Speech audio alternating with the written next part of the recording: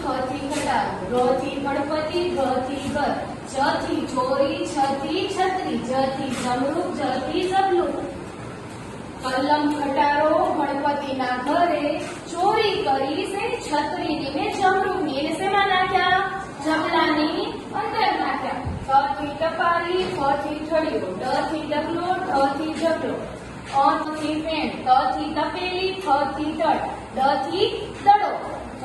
ટપારીના મોંમાં શું હતું? ઠળિયું હતું એટલે એને શું કર્યું? ડગલું વગાડ્યું. ક્યાં બેસીને વગાડ્યું? ડગલા ઉપર કોણ હતું? ફેણવાળો સાપ હતો. ને એની બાજુમાં શું પડ્યું હતું? તપેલી શેની બાજુમાં હતી? થડની બાજુ બીજું શું પડ્યું હતું?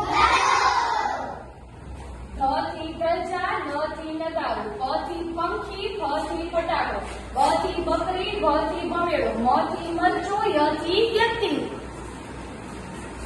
ચલો, દડો પડ્યો એટલે એને શું દેખાડું? ધજા દેખાડી. ધજા દેખાડી એટલે મંદિરમાં શું વાગ્યું? નગારું વાગ્યું. કોણ ઉડ્યું? પંખી ઉડ્યા. કોણ ઉડ્યું? તો શેરીમાં શું થયું? ફટાકડા ફૂટ્યા. તો કોણ ભાગ્યું? બકરીને ભેંસ. તો મરચું કોણ ખાઈ ગયું?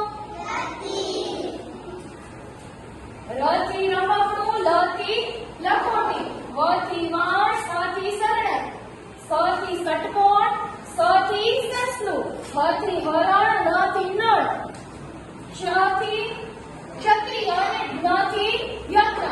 ચલો, વ્યક્તિ હતો એ શું શું વેચતો? લખોટી ને વાણ. પછી સરણાઈ એ વેચતો. એના પછી ષટકોણ નામનો છોકરો સસલાને અને હરણને કોણ ક્યાં લઈ જાય છે? નળ પાસે. ક્યાં? નળ